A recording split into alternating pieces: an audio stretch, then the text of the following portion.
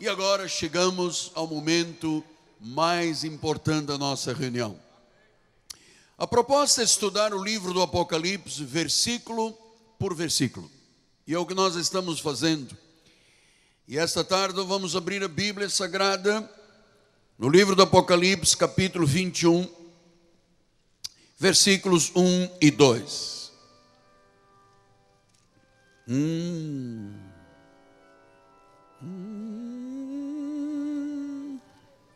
Glória a Deus. Glórias a Jesus. O tema de hoje é um novo céu e uma nova terra. Disse assim João: eu vi um novo céu e a nova terra, pois o primeiro céu e a primeira terra passaram, e o mar já não existe. Vi também a cidade santa, a nova Jerusalém, que descia do céu da parte de Deus, ataviada como noiva, adornada para o seu esposo. Que esta palavra abençoe ricamente cada coração, ela traga inspiração, conhecimento e, acima de tudo, que possamos crescer na graça e no conhecimento do nosso Senhor e Salvador Jesus Cristo. Vamos orar ao Senhor. Vamos agora deixar o coração aberto, sensível. Desligue o seu telefone celular, guarde dentro da bolsa, não fique atento ao relógio. O apóstolo está controlando pelo relógio aqui, lá em cima. Nós vamos terminar o culto dentro da hora prevista, em nome de Jesus. Oremos ao Senhor.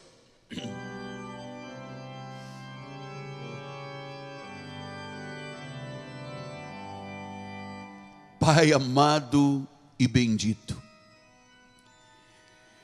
Senhor de senhores e Rei de reis, Tu és o soberano, Tu és o Senhor absoluto deste ministério.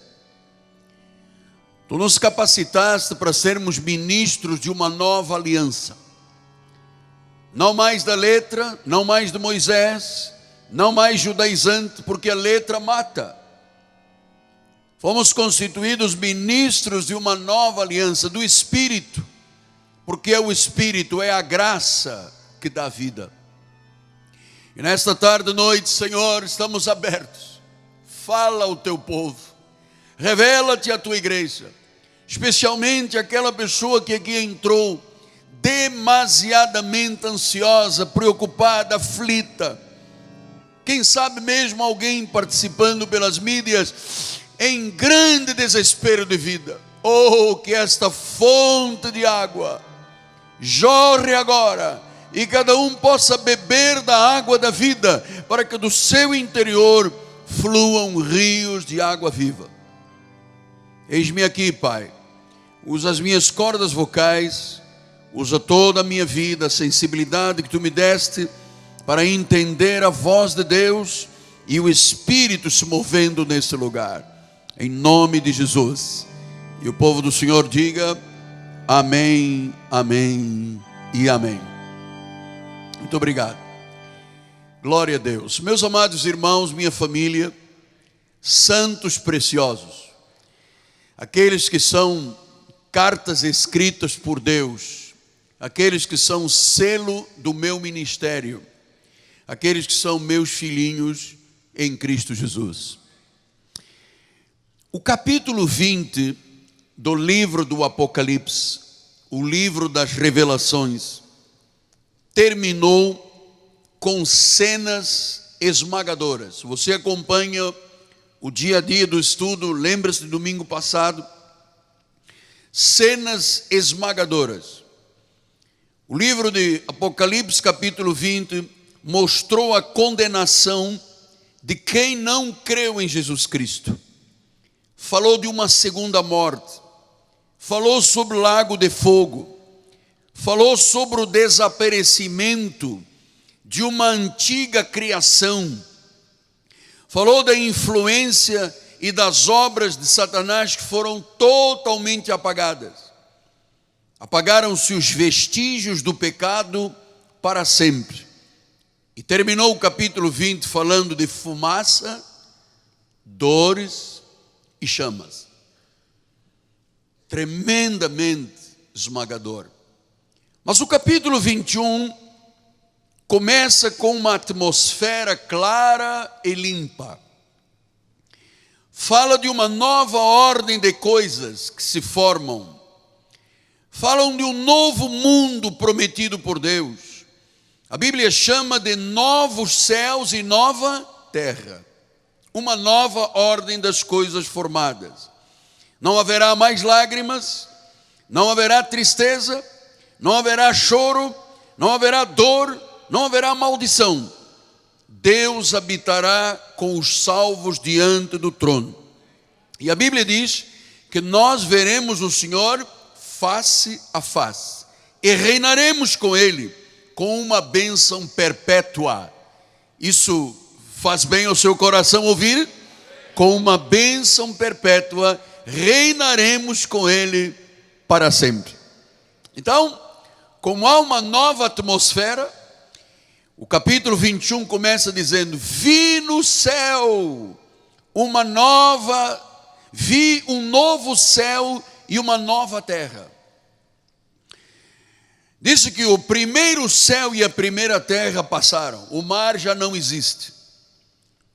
Então, quando João, o grande profeta João, o grande apóstolo, diz: vi, eu sempre lembro à igreja que ele estava no pleno exercício das suas funções. Ele não estava debaixo de um transtorno obsessivo compulsivo. Ele não estava bipolar. Ele não estava surtado. Ele disse no grego: kai haidon, eu vi. Pela 8ª vez, João via como uma progressão cronológica.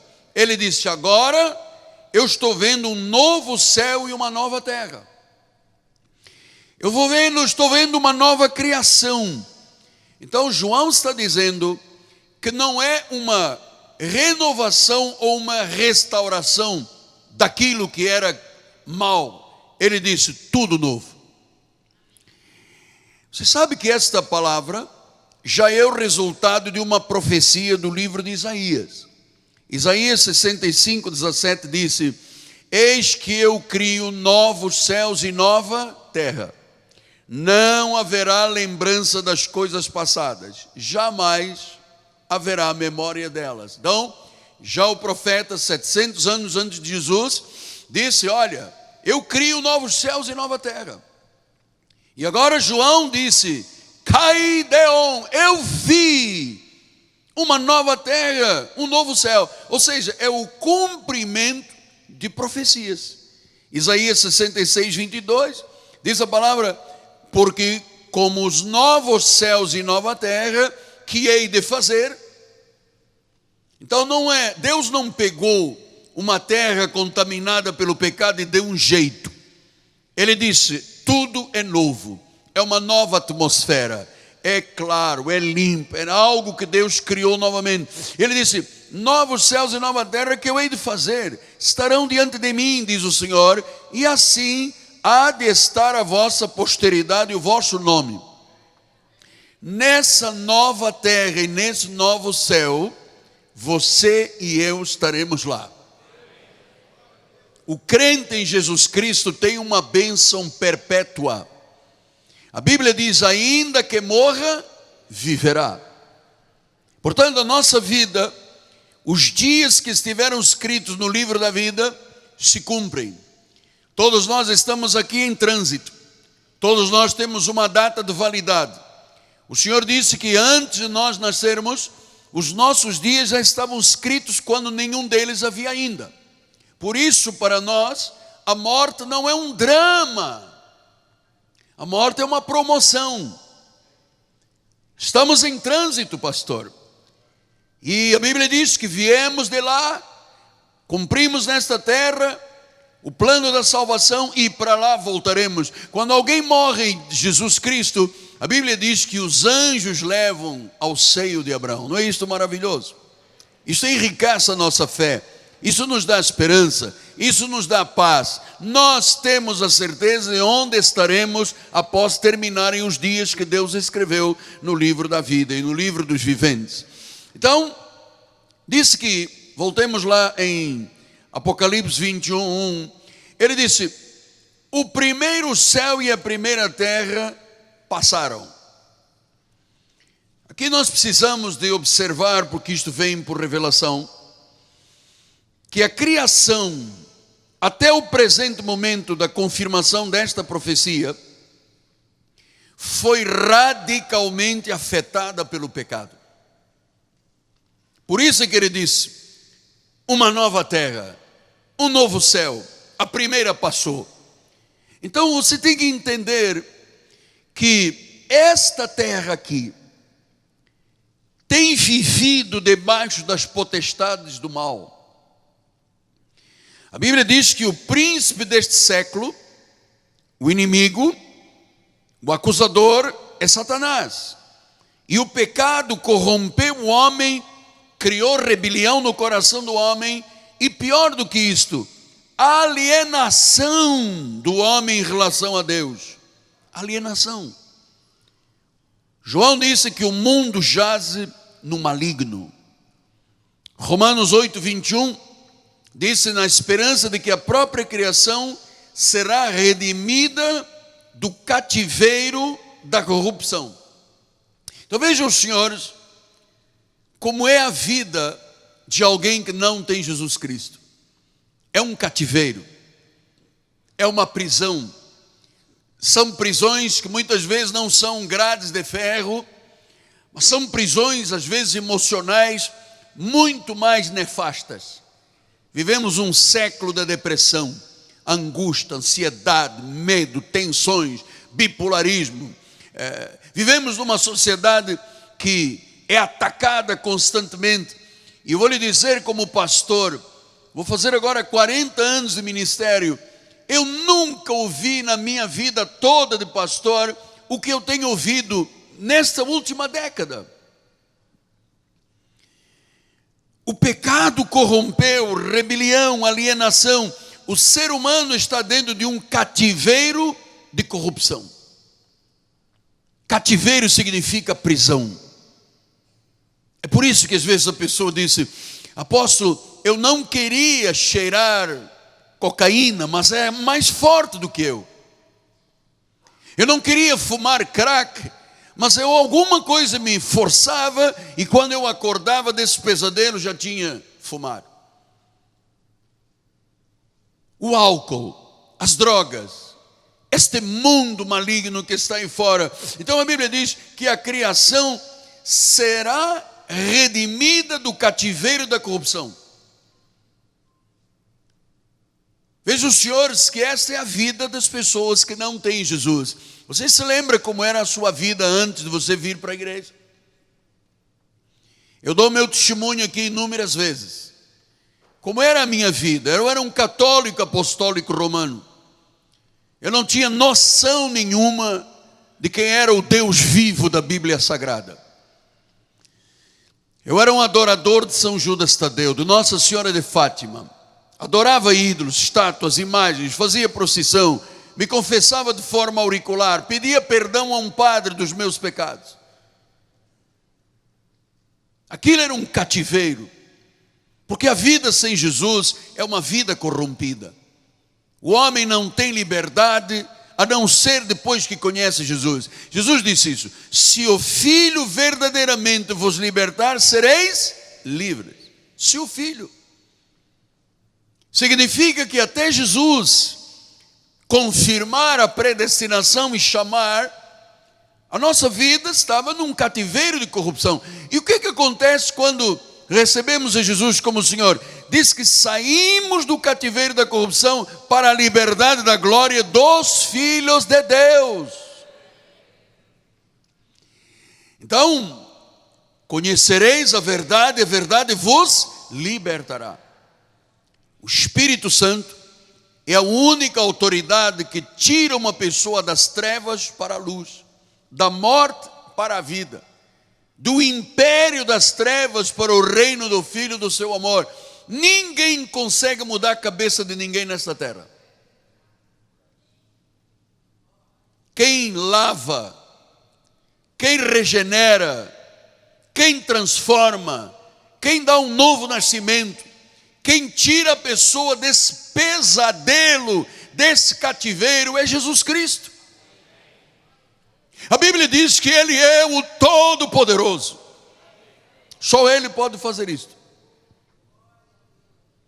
Só Ele pode fazer isso. Então, diz Apocalipse 21, essa realidade dessa humanidade que não confessou Jesus, diz que passou.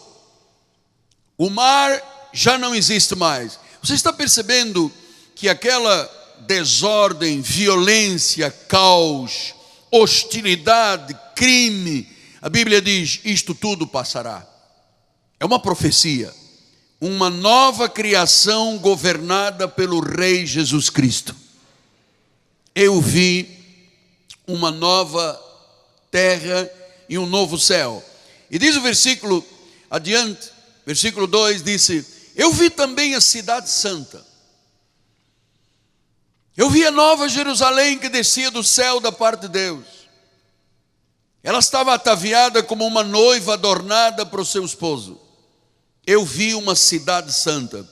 Então, depois da visão de uma nova criação, João tem uma visão de uma nova Jerusalém, de uma cidade santa. E por que ele fala nova Jerusalém? Eu vou lhe dizer algo que lhe vai surpreender. A Jerusalém atual, a terrenal, lá onde vivem os judeus na Palestina, através dos séculos, esta Jerusalém terrenal se corrompeu. E talvez alguns dos senhores nunca tivessem observado isso, porque há uma verdadeira febre. Nós vamos lá, Jerusalém. Historicamente, eu acho fundamental que, se a pessoa tem condições financeiras, historicamente, para ver a realidade do que aconteceu lá, onde nasceu o cristianismo, onde nasceu o judaísmo, onde nasceram os muçulmanos, enfim, historicamente até é entendido. Mas olha o que diz o livro do Apocalipse 11:8. O seu cadáver ficará estirado na praça da grande cidade, que espiritualmente se chama Sodoma e Egito, onde também o seu Senhor foi crucificado. Vocês sabem que cidade Jesus foi crucificado? Jerusalém. O que se transformou Jerusalém em Sodoma e Egito? Sodoma e Egito são símbolos de quê? De pecado, de corrupção.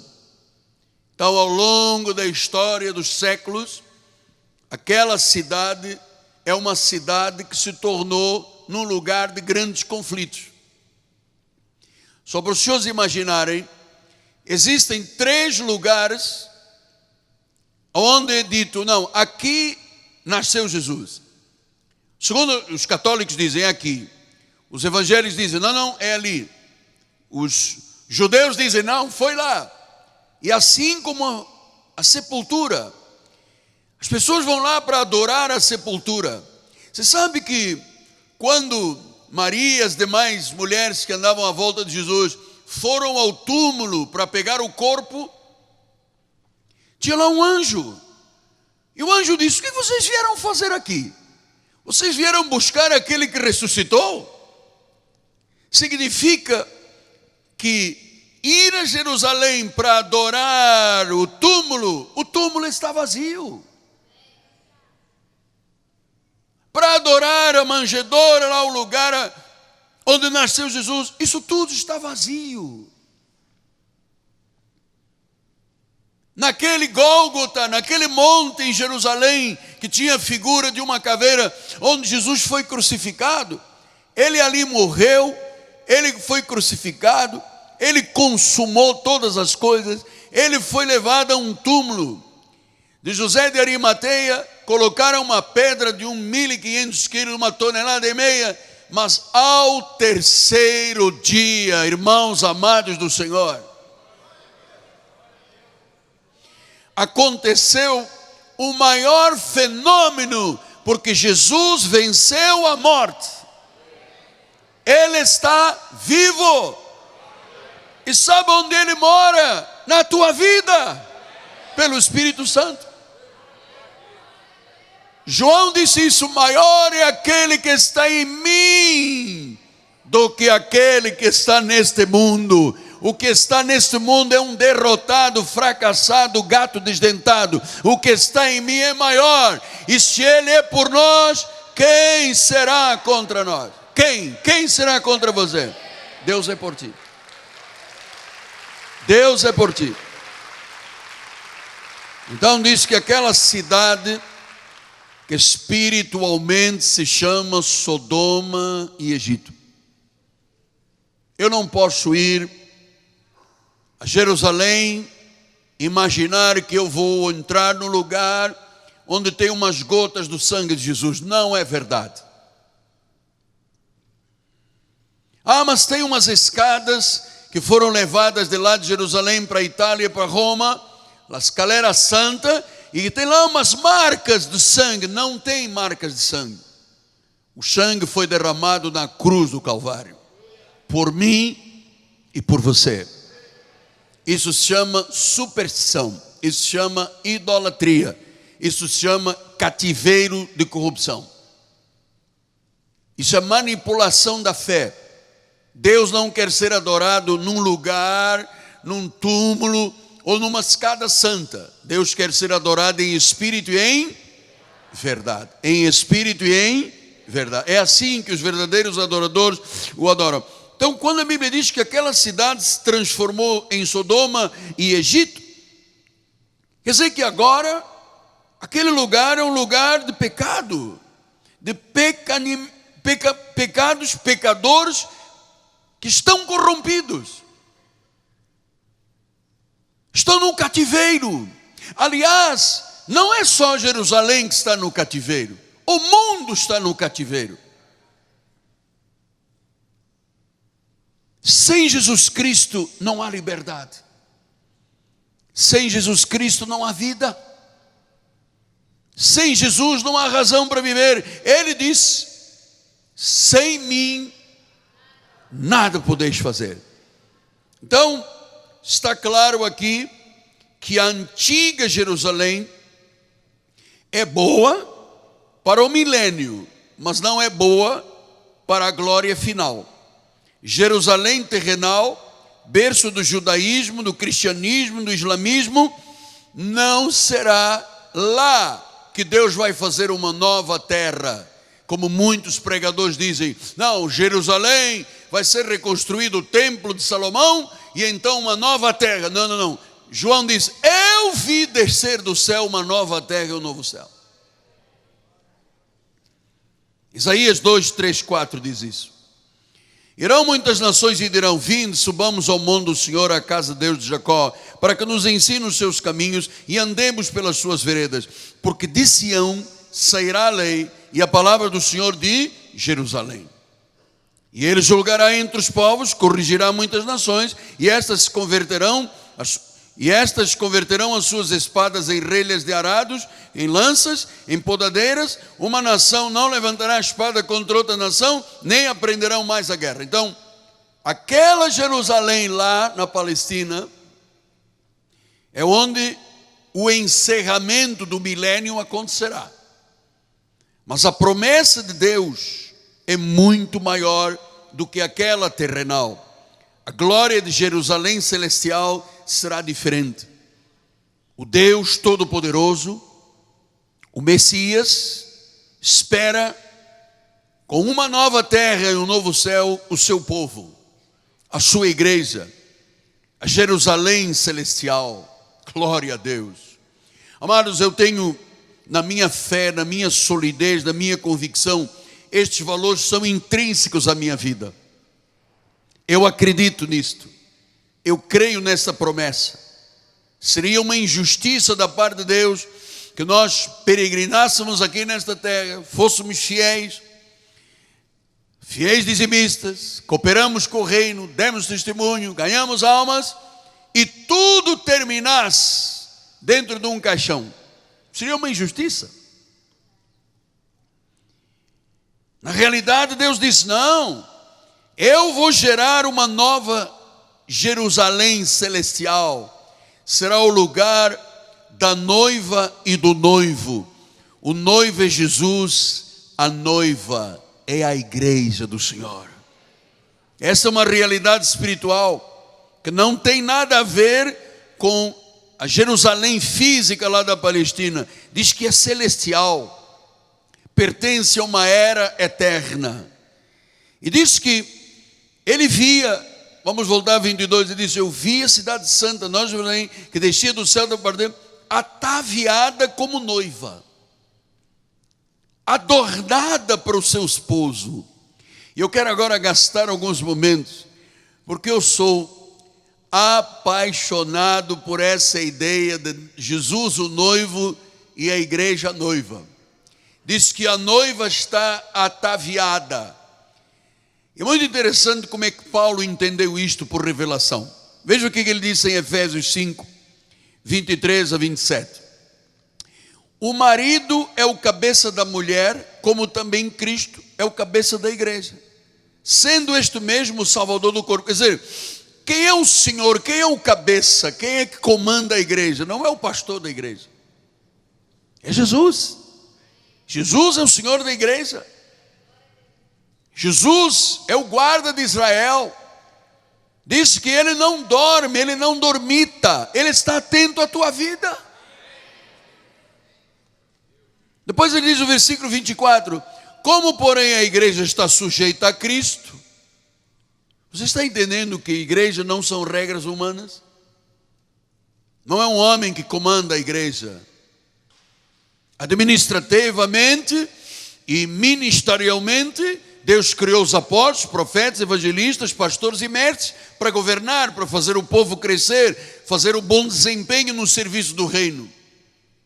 Mas quando a humanidade desaparece, então Cristo é o cabeça da igreja. Aqui há segurança, amado. Quando Jesus identificou o valor da igreja a Pedro, ele disse: a minha igreja foi alicerçada e será alicerçada sobre a minha pedra. Eu sou a pedra da igreja. E ele disse: as portas do inferno não podem prevalecer contra a igreja. E igreja não são apenas paredes, isto é um templo, isto chama-se um santuário. Igreja é você, é você, é você, sou eu, somos nós somos a igreja de Jesus Cristo. Não tem diabo que possa derrotar quem é da igreja de Jesus Cristo. Versículo 25: maridos, amai a vossa mulher como Cristo amou a igreja e a si mesmo se entregou por ela. Versículo 26: para que santificasse, tendo-a purificado por meio da lavagem de água pela palavra. Quer dizer, quem lava não é a água de um batistério, não é a água da lagoa, nem a água do rio, nem a água da Barra da Tijuca. Amado, quem faz a lavagem na nossa vida é a palavra. A palavra lava. A água H2O molha, a palavra lava. Lava e não deixa nada impuro na vida de uma pessoa. Quando alguém está em Cristo, disse Paulo, é uma nova criatura. As coisas velhas já passaram, tudo se fez novo. Tudo se fez novo. Versículo 27. Ele disse para apresentar a si mesmo uma igreja gloriosa, sem mácula. Eu não sou um pregador de pecados, amado. Neste ministério Cristo vive, não há ninguém maculado. Não há mácula, não há ruga. Não há nada que não seja glorioso na igreja de Jesus. Ela é santa, a igreja é sem defeito. É uma noiva gloriosa. Amados, a coisa que eu mais agradeço a Deus, mas muito de todo o meu coração, é de poder participar da igreja gloriosa de Jesus como noiva do Senhor. E quando Deus me olha, Ele não vê Miguel Ângelo com erros, com máculas, com rugas, com defeitos. Nós vemos uns aos outros dessa forma. Foi por isso que Paulo disse aos Coríntios: a ninguém conhecemos segundo a carne. E se a Cristo conhecermos, já não o conhecemos deste modo. Porque se você olhar para mim segundo a carne, você vai encontrar inúmeros defeitos na minha vida. Se eu te olhar na carne, eu vou ver muitos defeitos na tua vida. Mas nós não nos conhecemos segundo a carne. Nós nos conhecemos como uma igreja gloriosa. Diga glórias a Deus. Diz que não há mácula, não há ruga, não há defeito. Ela é santa. A igreja de Jesus é santa. Vocês sabem por quê? Porque o Senhor da igreja é santo, santo, santo. Diga glória a Deus. Diga glória a Deus. Paulo disse aos Gálatas 4:26: mas a Jerusalém lá de cima não é a Jerusalém lá de baixo da Palestina. É a Jerusalém lá de cima. Diz que quem é de lá de cima, da Jerusalém lá de cima, é livre. Ela é a nossa mãe. Nós não somos descendentes de Agar, a escrava que gerava a escravidão. Nós somos descendentes de Abraão e Sara, que é a que produz liberdade. Glória a Deus. Então todos os salvos habitarão a nova Jerusalém. Nós seremos como noiva com o noivo Jesus Cristo. E agora nós vamos entrar em algumas passagens muito pertinentes ao tema, porque Paulo falou várias vezes dessa questão do noivo, da noiva, da esposa, do esposo. Meus irmãos, isto é um casamento. A nossa união com Cristo é um casamento e é eterno.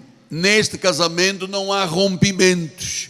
Neste casamento não há diversidades, não há máculas. É um casamento puro. Fomos lavados no sangue de Jesus Cristo. E Paulo disse em 2 Coríntios 11, 1-4, ele diz assim: quisera eu me suportasseis um pouco mais na minha loucura. Então Paulo dizia coisas que pareciam loucura, como a pregação do evangelho parece uma loucura. Mas a Bíblia diz que é loucura para os que se perdem. Para nós é poder de Deus. Bendita loucura que me tirou da morte, amado. Bendita loucura que me tirou dos ídolos de Roma. Bendita loucura que fez de mim um novo homem. Fez de você um novo homem, uma nova mulher. É loucura sim para os que se perdem, mas é poder de Deus para os salvos. Então ele disse: suportai-me na minha loucura. E ele vai explicar aqui algo muito sensível. Eu peço a sua atenção, por favor. Ele disse: eu zelo por vós com o zelo de Deus, visto que vos tenho preparado para vos apresentar como virgem pura a um só esposo, que é Cristo.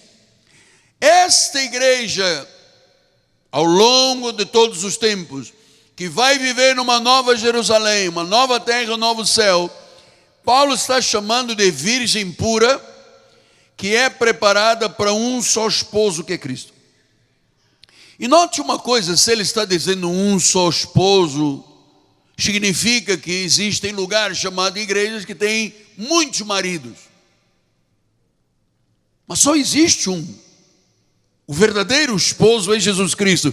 E ele explica agora no versículo de número 13, ele diz: eu receio que assim como a serpente enganou a Eva com a sua astúcia, seja também corrompida a vossa mente e se aparta da simplicidade e pureza devidas a Cristo. Você sabe, o cristianismo é uma coisa simples. Quem complica são os homens. E eu vou lhe dizer uma coisa, amados, sem nenhum constrangimento, eu vou lhe dizer algo que você vai guardar isso por resto da vida. Onde não é pregada a graça de Deus, há escravidão espiritual. Eu vou lhe dizer, o Brasil tem o Evangelho há mais de 170 anos. E eu vou lhe dizer uma coisa muito importante entre nós, só estamos nós e o mundo ouvindo. O que deixou de bem, ou que deixaram de bem, a maioria dos ministérios em 160 anos no Brasil? Essas pessoas que são induzidas, corrente de oração, sal grosso, óleo, vai no monte, sobe o Sinai, queima fogueiras. O que de bem isto trouxe para o nosso país e para as milhares de pessoas que estão envolvidas com esse sistema? Nada. Absolutamente nada. Nós temos hoje 15 milhões de crentes desviados, mas não fui eu que os desviei. Pessoas que foram dentro das igrejas, amado, verdadeiramente escravizadas.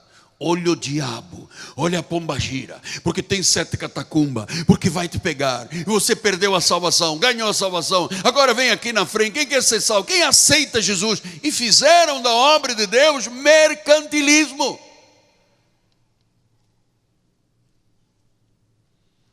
Senhores, eu estou aqui como um teólogo reformista. A primeira reforma foi no seio católico. Agora, nos últimos tempos, ele disse: a minha justiça começará dentro da minha casa. Ele disse: olha, a serpente tem uma astúcia que corrompe a mente e aparta as pessoas da simplicidade e pureza de vida de Cristo. Amado, o cristianismo é isso que você vive: paz, tranquilo, serviu, louvou, está ouvindo a palavra de forma racional, entendendo tudo, retendo o que é bom para a tua vida. Deus está penetrando o teu coração, Ele está indo lá às profundezas do teu coração, Ele está mudando, Ele está criando. A obra do Espírito Santo é de glória em glória. Mas isto, amado, se não é simples, não é evangelho. Entende, Lídia? Evangelho significa boas novas de grande alegria. E a minha pergunta é: existem boas novas? Se o diabo vai me pegar, porque Deus apagou o nome do livro da vida, quem não aceitar Jesus, o ônibus vai passar na cabeça, vai vir um tiro de bala perdida. Isto é evangelho, amado. Jesus disse isso através de Paulo: foi para a liberdade que Cristo vos libertou. Como é que você se submete de novo a um jugo de escravidão? E jugo de escravidão está onde? Nas igrejas da lei. Graças a Deus que Deus me livrou de Moisés e da lei, amado. É por isso que as pessoas aí fora, quando ouvem falar do Miguel Ângelo, tremem. Você sabe por quê? Porque eu prego a verdade. O que eu prego eu não aprendi de homem algum, foi por revelação. Foi a mesma revelação que Deus deu a Paulo, amado. Claro, como os homens gostam de manipular os outros, assim como a política manipula o povo, os líderes, porque eu sei que a maioria tem transtorno obsessivo compulsivo, são sociopatas, são pessoas problemáticas, dominam o povo, amado. Eu aqui não tenho domínio sobre ninguém, nem com a minha família tem Jesus em primeiro lugar, amado. Eu venho em terceiro ou quarto lugar, Jesus em primeiro, Jesus em segundo, Jesus em terceiro, e eu estou lá embaixo. Nossa família depende de Deus. Estamos aqui todos submetidos ao reino, ao Senhor. Então o evangelho é simples. Eu não posso entrar na igreja e dizer: meu Deus, o que será do meu amanhã? Se Jesus vier daqui a um ano, quem é que está preparado? Então a igreja começa toda a tremer. E se Jesus vier daqui a um mês, você tem 30 dias para se preparar. E se Jesus vier amanhã, você tem 24 horas. Se Jesus vier hoje, a igreja vai ficar. A nossa não. Se Jesus vier agora, todos nós vamos subir com Ele. E aqueles que partiram primeiro já estão com Ele. Você pode dizer glória a Deus? Pode dizer mais uma vez forte, glória a Deus? Então agora ele explica como é que a serpente engana as pessoas. Olha só, a noiva tem que estar atenta, é virgem pura, preparada para um só esposo que é Cristo. Não são vários maridos, é um só. E ele diz assim, no versículo 4, olha só, tremendo este ensinamento. Se na verdade, vindo alguém, prega outro Jesus, quer dizer que existem vários Jesus, vários. Tem Jesus que não gosta que as pessoas cortem o cabelo. Não pode pintar a unha. Não pode botar perfume e perdeu a salvação. Não pode tomar banho sem roupa. Porque o Espírito se ofende todo. Aleluia. Esse é um outro Jesus. O meu é um Pai celestial. É aquele que disse: eu não te trato como um servo, Miguel Ângelo, eu te trato como um amigo. Esse é o meu Jesus, o cabeça da igreja, aquele que governa a minha vida. Então, se você prega um outro Jesus, o outro Jesus diz: tem que subir no Monte Sinai, tem que ser fogueira santa, sal grosso, óleo, bastante enxofre. Esse é um outro Jesus. Esse não é o Todo-Poderoso. Esse não é aquele que disse: tudo está consumado. Esse não é o ressuscitado. Esse é um outro. Por isso é que disse: cuidado, eu estou vos preparando para um só. Um só. E ele disse: se pregam outro Jesus que não temos pregado, vocês aceitam. Pregam um espírito diferente que não temos recebido, vocês aceitam. E um evangelho diferente que não temos abraçado, vocês toleram. Então Paulo diz: Jesus diferente, espírito diferente e evangelho diferente. É isso que corrompe as pessoas, é isso que engana as pessoas. E foi isso que em 1986, quando eu disse: Senhor, igreja é isso que nós vivemos? Guerra, murmurações, contendas, divisões. Eu disse: Senhor, tu morreste na cruz por causa disso. E o Senhor disse: não, isso é um outro Jesus, é um outro evangelho, é um outro espírito. Esse não sou eu. Onde eu estou e sou cabeça e sou adorado, a igreja tem paz. E se tem joio que Satanás semeia à meia-noite, Deus tira o joio, amado. Esse evangelho de que tem que pagar o preço, tem que pagar o... Ouça, o preço foi pago. Chacamanta corrobaba. O preço já foi pago, eu não tenho que pagar nada. Oh, cuidado com a maldição. O quê? Esse é um outro evangelho, é um outro Jesus, é um outro espírito. Você sabe por quê? Porque ele se fez maldição em nosso lugar para que a bênção de Abraão chegasse até nós. Não tem mais maldição. Tem a manipulação das pessoas. Isso você não encontra no meu caráter, graças a Deus. Eu tenho um monte de defeitos, mas mudança de caráter eu não tenho. Eu sou muito temente a Deus. Eu não permitiria que alguém me manipulasse. Eu não manipularia nunca ninguém. Olha para mim agora que sou mais importante. Eu não manipularia ninguém, porque isso é um outro Jesus. Sexta-feira que vem temos uma reunião para tirar demônios dos crentes. E lá vai o crente lá com o envelopinho para tirar o demônio. Qual demônio? A Bíblia diz que aquele que tinha o poder da morte, a saber, o diabo, Jesus o destruiu. Pastor, mas não convém dizer isso na igreja. Nós temos que criar uma estrela para amedrontar o povo, para o povo ficar com medo e vir. Que demônio de sexta-feira? Que demônio de sexta-feira? Sexta-feira, amado, vai no Bob's, pega um ovo maltine de milkshake, você vai ver que demônio gostoso é esse, amado. Os crentes têm medo de sexta-feira, porque disseram que sexta-feira que tem, não tem nada, é igual a segunda-feira. Sexta-feira está todo mundo cansado de ter trabalhado a semana toda, mas sexta-feira, sexta-feira, porque é meia-noite, porque vamos subir no Monte Sinai. Esse é um outro evangelho, é um outro Jesus, é um outro Espírito. O Espírito que nós servimos nesta igreja chama-se Espírito Santo. O evangelho é o da graça de Deus, e o Jesus é o Todo-Poderoso. Você diga amém. Poxa, você não vibra comigo?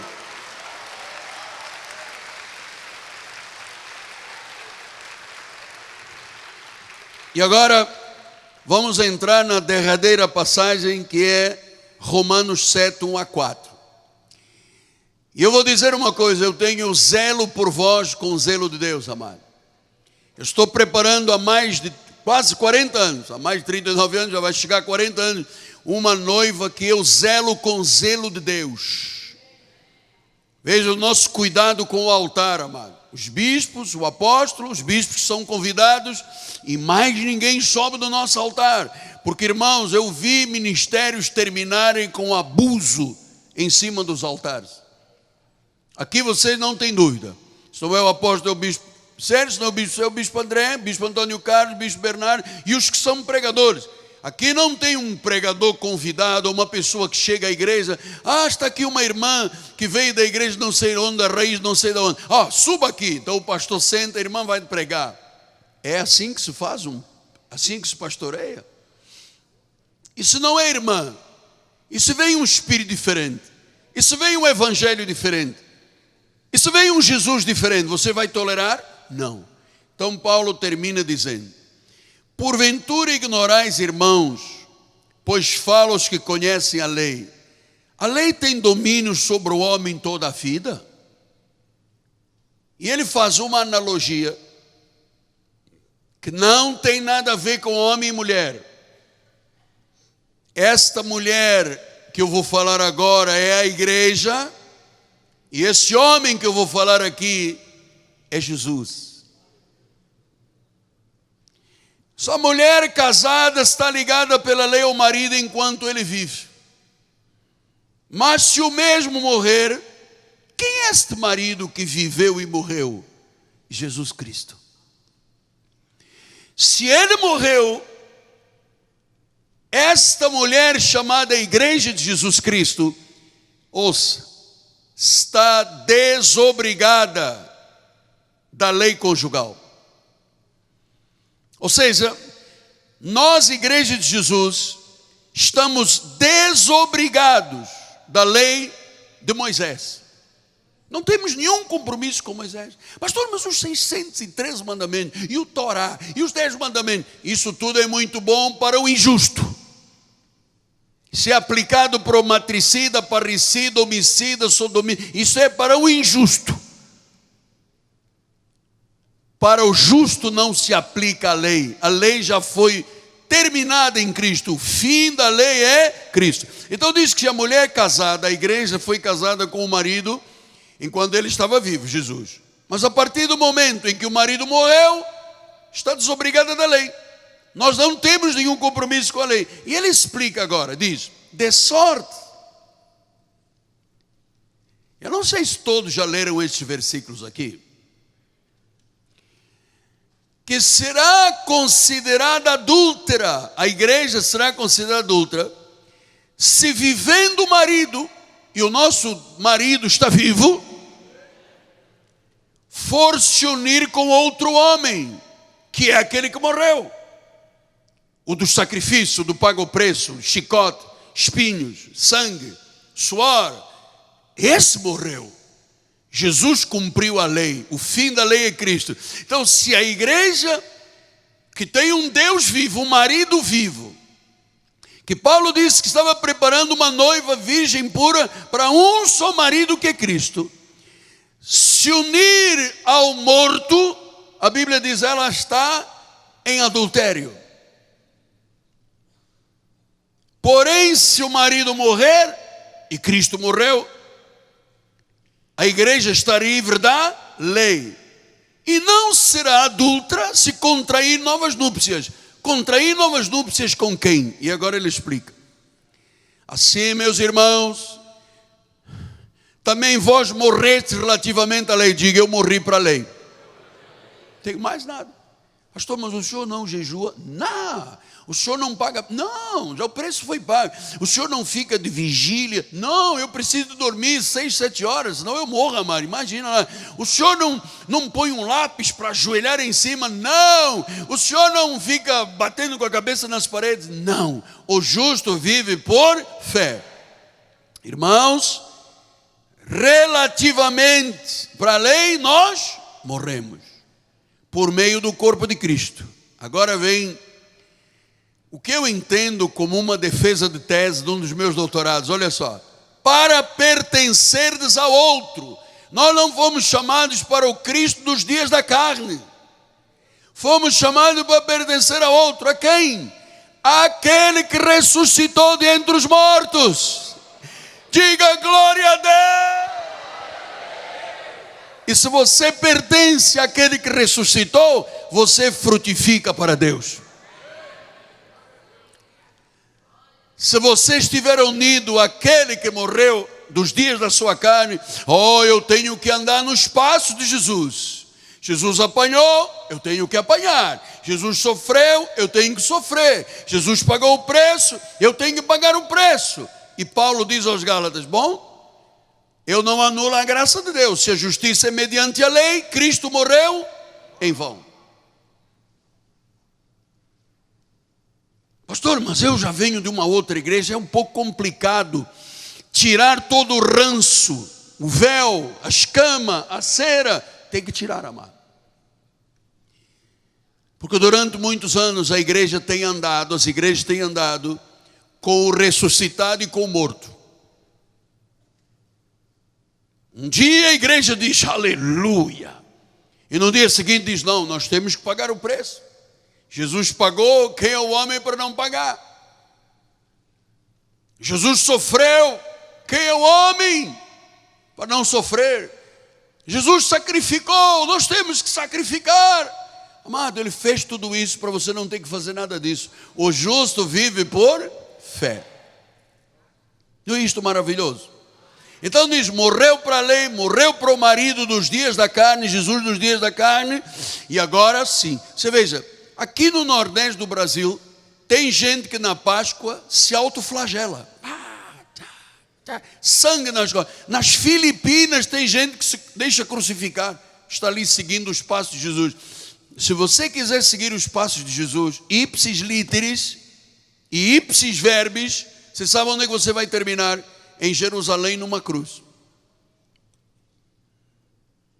Mas ele foi à cruz, a morte maldita, por isso nós não temos cruz aqui, a morte maldita do madeiro. E diz que pegou os meus pecados e os seus pecados, a maldição, o castigo, a dor, o inferno, o cativeiro. E diz a Bíblia que ele encravou na cruz do Calvário. E ele disse, pela graça sois salvos mediante a fé. Isto não vem de vós, é um dom de Deus. E diz, não por obras, para que ninguém se glorie.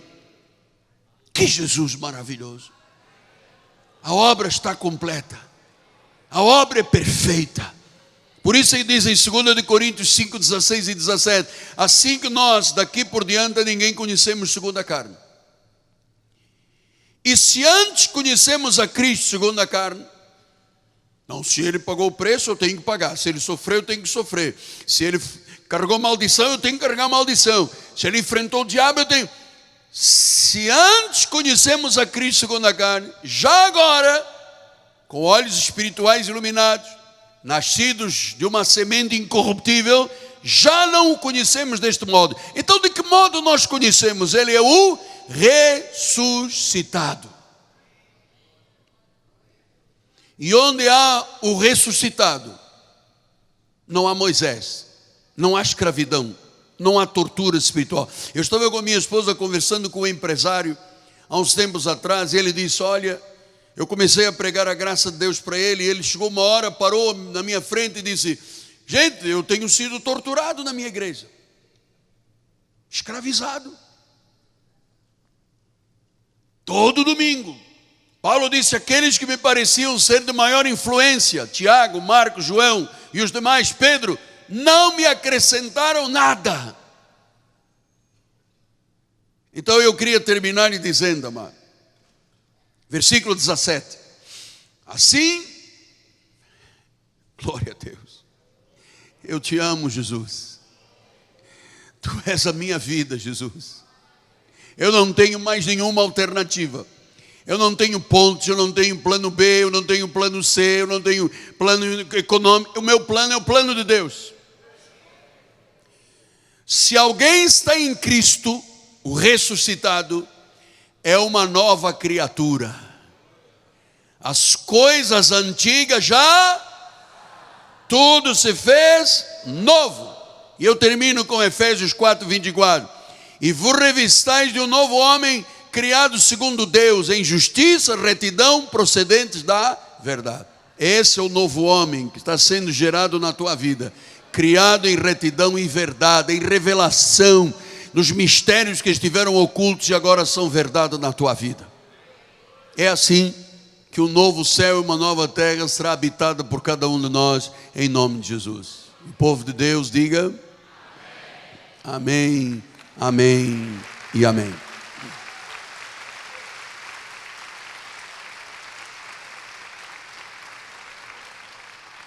Curva sua cabeça, por favor. Senhor Jesus Cristo, eu libero desse altar, juntamente com a palavra que eu semeei no coração de cada um. Eu libero agora, Senhor, uma palavra de autoridade espiritual, uma palavra de vitória, uma palavra de cura, uma palavra de prosperidade, uma palavra de milagre para a tua vida. Porque o Deus a quem servimos é o ressuscitado. Nós andamos pela fé, não andamos pelo que vemos, Pai. Andamos pela fé. Trazemos em nós o terrenal, mas trazemos em nós a imagem do celestial. Por isso, Deus, esta palavra foi liberada e que começa a haver frutos para a glória do Senhor. Frutos de cura, frutos de prosperidade, frutos de abundância, frutos de segurança emocional, frutos de paz. Em nome de Jesus. E a igreja diga amém. E a noiva de Cristo diga amém. E aqueles que seguem o ressuscitado digam amém. E agora um lindo aplauso ao Senhor. A Ele e é para Ele. Glória a Deus. Vamos ficar de pé. A bispa vai impetrar a bênção final. Quando você voltar para casa, não deixe que ninguém lhe roube o que eu semeei no seu coração. Você tem a mente de Cristo. Deus não escreveu com tinta na tua mente e no teu coração. Ele escreveu com o seu sangue, amado. Amém? Glória a Deus. Levante as suas mãos para os céus com alegria. Obrigada, Senhor, porque nós cremos sim, Senhor, que tu estás vivo, Senhor, que somos tuas ovelhas, Pai, e saímos daqui nesta noite certos, Pai, de que todas as coisas que estão preparadas para nós já estão sendo liberadas para as nossas vidas, Senhor. Que nesta semana, Senhor, nós recebamos famílias restauradas, Senhor. Senhor, que nós tenhamos bênçãos de saúde, Senhor. Senhor, bênçãos sem medidas, financeiras. Senhor, aquela porta que parecia fechada, abre para nós, Senhor. Em nome de Jesus, Pai. Põe teus anjos para nos guardar. Por onde passarmos, Senhor, livra-nos do mal, Senhor. E nós saímos daqui na certeza, Jesus, que Tu vives e reinas sempre, Senhor. Vive e reina. Saia daqui feliz, porque Deus te chamou para ser ovelha preciosa dele. Graça e paz.